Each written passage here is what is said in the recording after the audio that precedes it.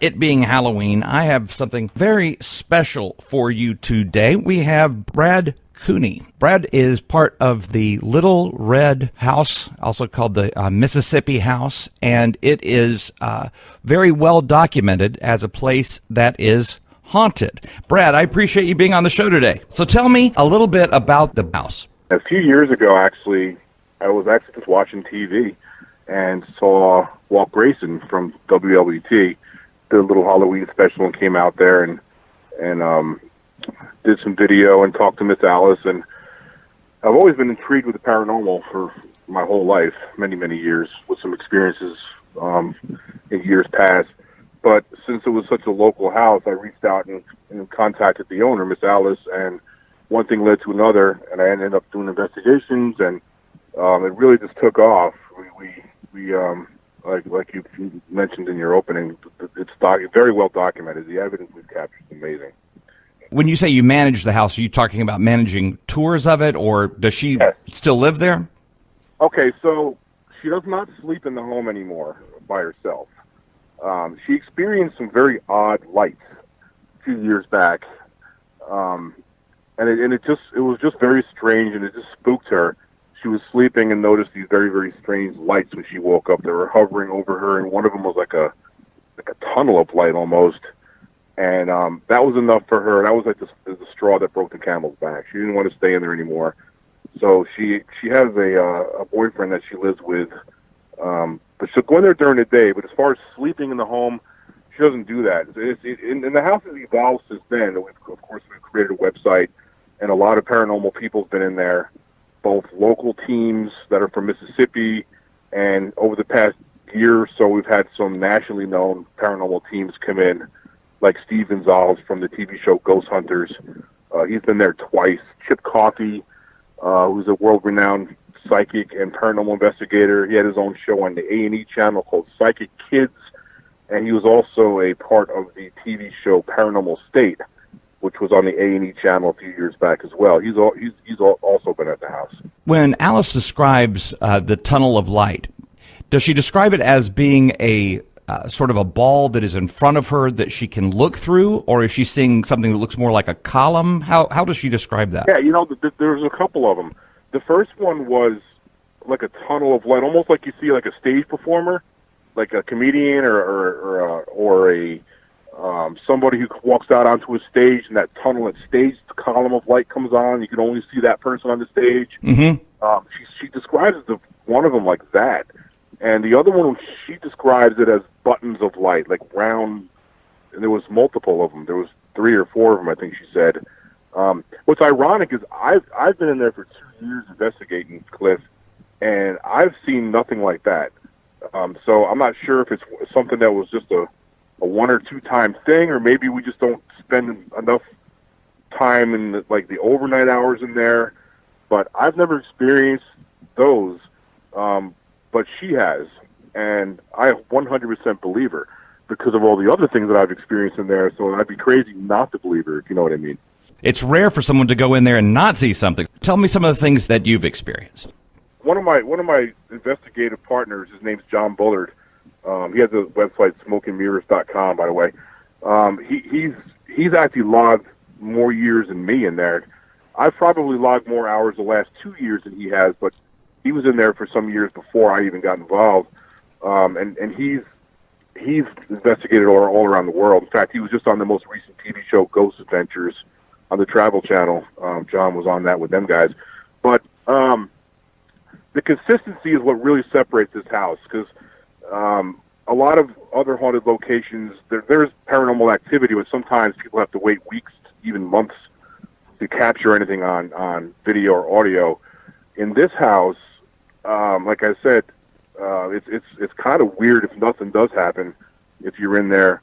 I've experienced everything from getting touched on my right shoulder, something patted me on the shoulder, lights shutting off and on, doors closing, opening by themselves, temperature drops, things moving, things flying off shelves.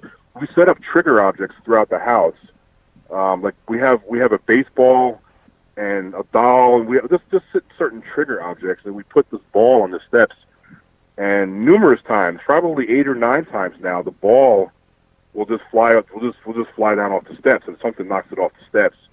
And we use a baseball purposely because I don't want to use a balloon or something very, very, very light because, you know, air conditioning, like if air conditioning kicks on, the airflow could move a balloon or move a wiffle ball or something light.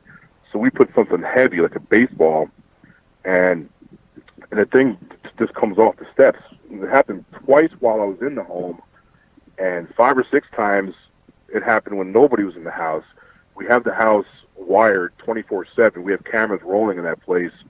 And really the reason why we did that is because we would come in there and we'd find things moved around, just things in weird spots. So we did, well, you know what? Let's just hook up a camera surveillance system in here, let them things run 24/7, and it really paid for itself because the evidence we've captured when nobody's in there is just as prolific as when we are in there. When you are experiencing one of these things, for instance, when you thought that somebody was patting you on the shoulder or touching you on the shoulder, do you smell anything during these times, or sometimes you're maybe in there and you smell something that smells like jasmine or something like that? Yeah, great question. Not when I got touched. I didn't get any kind of smells. However, there have been some smells in there. This is going to sound weird. We've all smelled bacon. The aroma of cooked bacon in there. It's a southern ghost. Yeah. You know, it's kind of weird to your listeners out there. I know it sounds really weird. I don't know if it's really, obviously, who knows what it is, but it does smell like bacon at times. I've been in other haunted locations throughout Mississippi, like the Decent Home down in Ellisville, which is another really haunted area house. We've smelled perfumes and potpourri type smells out of nowhere. So that is a common thing to smell certain spirits if there is spirit activity. And your website is MississippiHouse.net, is that right? Correct. We have a lot of evidence up there. Basically, when we capture evidence, I'll upload it and let the people decide, Yes. And you could go on to smokeandmirrorspi.com also and look up several of the photos, like Brad was talking about, the baseball falling down the stairs is on that. Yeah. Lights turning on and off and that kind of thing. Now, this is a modern house. A lot of times things are associated with Victorian homes or antebellum, but this is modern. Is there anything going on with the property itself? Any history there? Yeah, Miss Alice did hire a historian who came in. Her name is Tammy. She came in and did history. And we can't pinpoint anything exactly where that house sits. But you have to keep in mind that the area was settled by the Steen family many, many years ago. They first came from the UK and they settled in South Carolina back in the early 1800s or maybe even late 1700s. As some of the Steens wanted to break off and come further west, and they ended up in the Rankin County area, and so through the historian, there who knows? I mean, there was obviously in Mississippi throughout those times there was a lot of the slaves, that era. Civil War skirmishes all over the place, so there could be some residual energy from the Civil War. Mississippi itself is just loaded with a lot of history.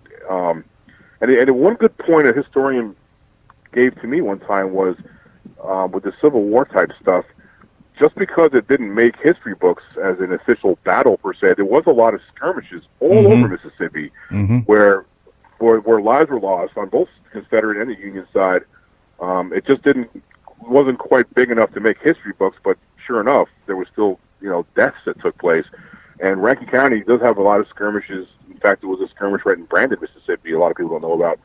But, so, who knows? I mean, we've had various things happen in the house. I can't really connect any in particular, spirit activity with that exact property.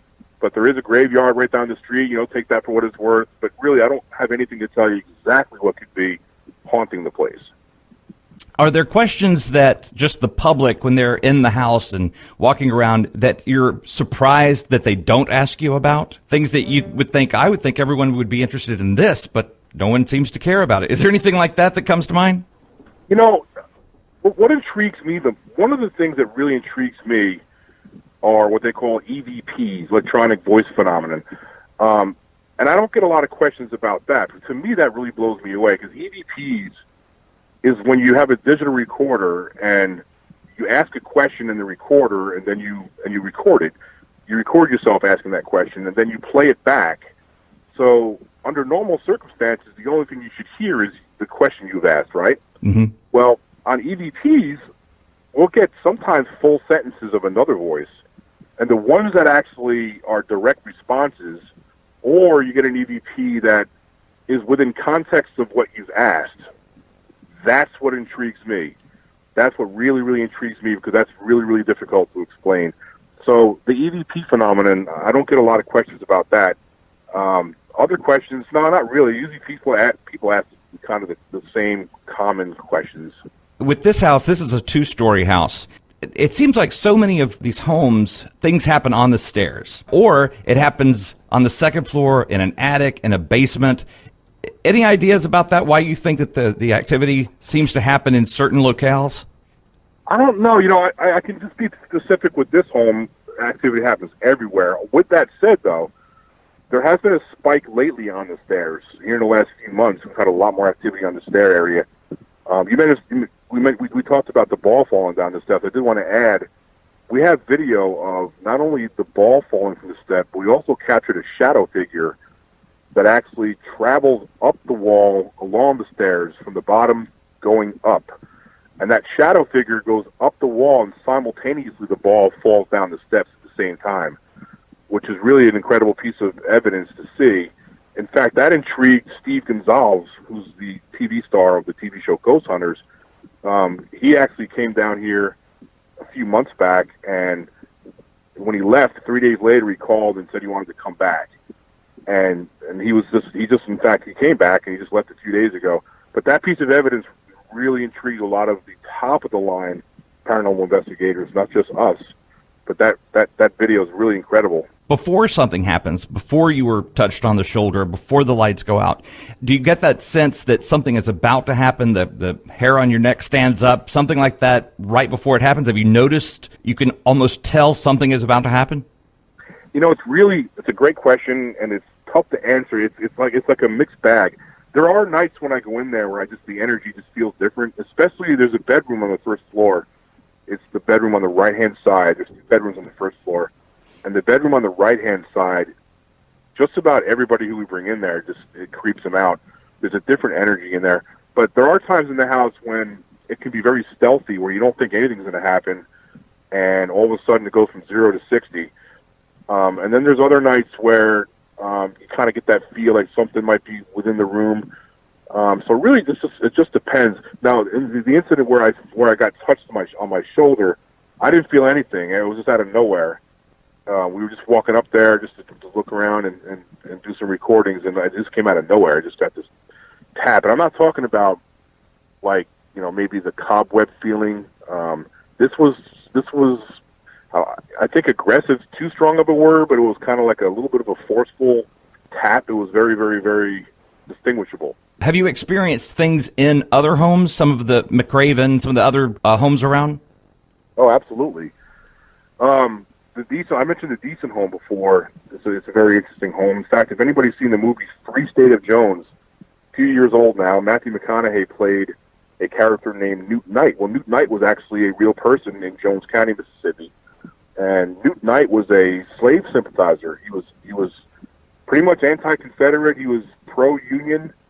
So, as you can imagine, the Confederacy didn't take too kindly of him, and they sent a Confederate officer to actually capture and kill him.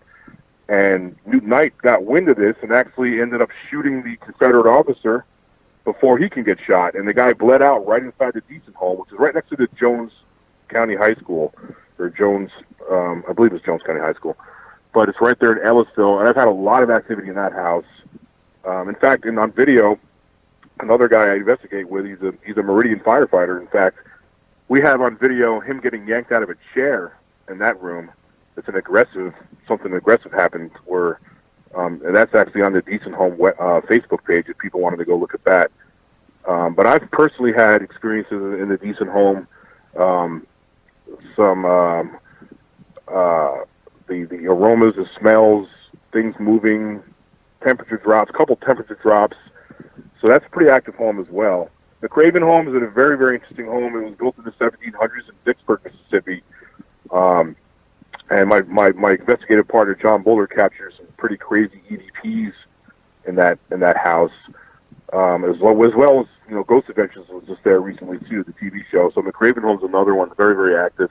Mississippi again is loaded because there's haunted locations all over the state. Is there any kind of increase in this activity in Halloween, or do people just are much more mindful of what's going on, and so they pay attention to it a lot? Yeah, I don't think so.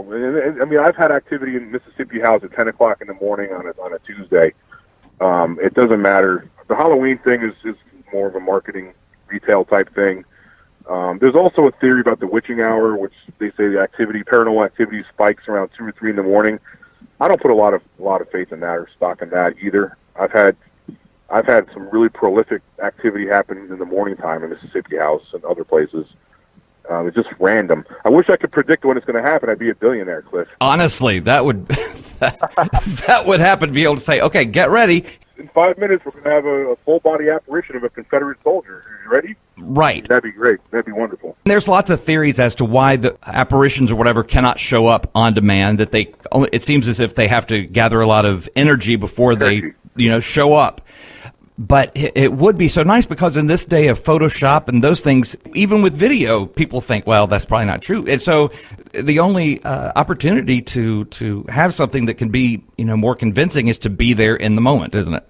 Yeah, it really is. And there's always going to be skeptics. And in fact, I'm glad they're skeptics. It keeps the rest of the field on their toes because, let's face it, just like in any field, there's always going to be somebody who wants to pull fast ones. With us, I investigated this home, Mississippi House, for a full year before I would put my name on it. You know what I mean? I wanted to make sure it was legit, and I was in there for a year before I got publicly involved, put my name out, attach my name to it, because there are, just like anywhere else, there's going to be somebody who wants to pull some fast ones. But all our evidence is raw video. I don't edit nothing. I don't edit anything at all. Slap it up, put it up there, and people can believe it, or not. I mean, a coffee table could levitate 5 feet off the ground right in front of somebody, and the skeptic's still going to think, nah, that didn't happen. Something's behind it. Well, we just put the evidence up, and we just roll with it. We just keep moving forward. If you want to look at more information, you can go to MississippiHouse.net. You have Smoke and Mirrors PI.com, where you can see a lot of this information. They have some examples of the EVP. Would it be okay for me to play that a little later? Sure. Let people hear those? Okay. Yeah, absolutely. And then they can take a listen there. And unfortunately, Brad is going to have to go, but I really appreciate you being on, and I hope you have a great Halloween. I'll talk to you a little bit down the road. All right. If anybody wants a book tour to come out, they can email me at bradcooney1@comcast.net.